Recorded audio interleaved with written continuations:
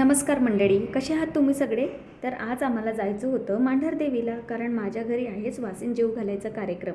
तर त्यासाठी मला काळूबाईची ओटी भरायची होती आणि वाटेत आम्हाला भोरचा हा सुंदर असा नेकलेस पॉईंट दिसला.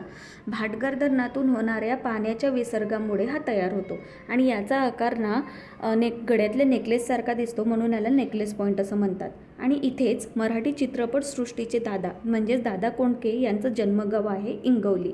तर आता अवघ्या 23 किलोमीटरवरती मांढरदेवीचं गाव असणार आहे. मांढरदेवीचं मंदिर मांढरगाव इथे आहे, वाईजवळ, सातारा तालुक्यात. हे मंदिर ना 4,500 फुटावर समुद्रसपाटीपासून अंतर आहे याचं. आणि असं म्हणतात की हे मंदिर 400 वर्ष जुनं मंदिर आहे. तर वाटेत जाताना ना खूप सारी माकडं पण आम्हाला इथे दिसली होती. आम्ही एका पॉईंटवरती थांबलो आणि इथे तुम्हाला खालून आम्ही किती वर आलो हे मला दाखवायचं होतं.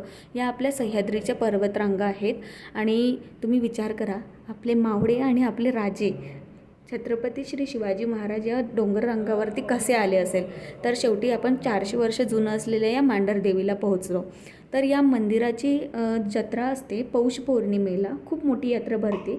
आणि मांढरदेवीला ना डोंगराची वाघीण असं पण म्हणतात.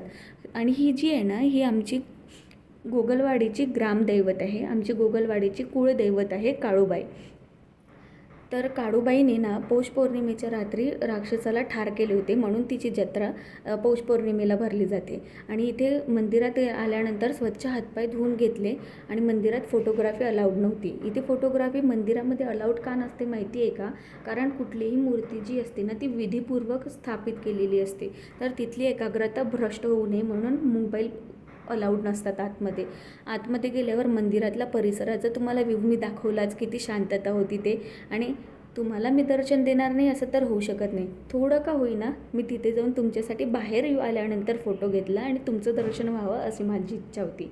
त्यानंतर आम्हाला खूप भूक लागली होती, तर आम्ही वाई तालुक्यात गेलो आणि वाई तालुक्यामध्ये भूक लागली असल्यामुळे तिथला वडापाव ट्राय केला आणि तिथली भजी पण आम्ही खाल्ली, कारण खूप भूक लागली होती. सकाळी काहीच खाऊन आले नव्हतो.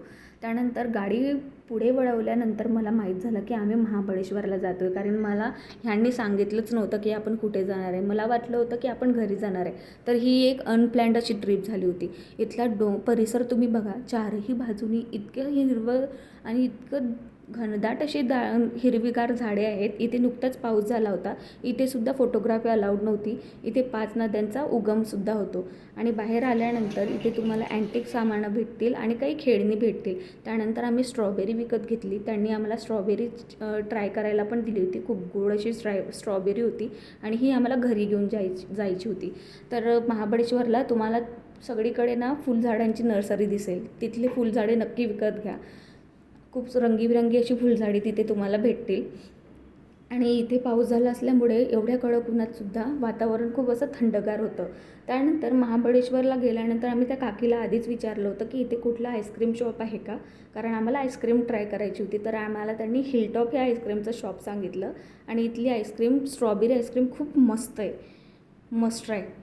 आता आम्ही खंडाळा मार्गे घरी जायला निघालो आणि वाटेत परत भूक लागली होती, कारण खूप वेळ झाला होता. तर आम्हाला घरी जाताना मांडकर डोसा आहे, तिथला आम्ही नूडल्स ट्राय केला.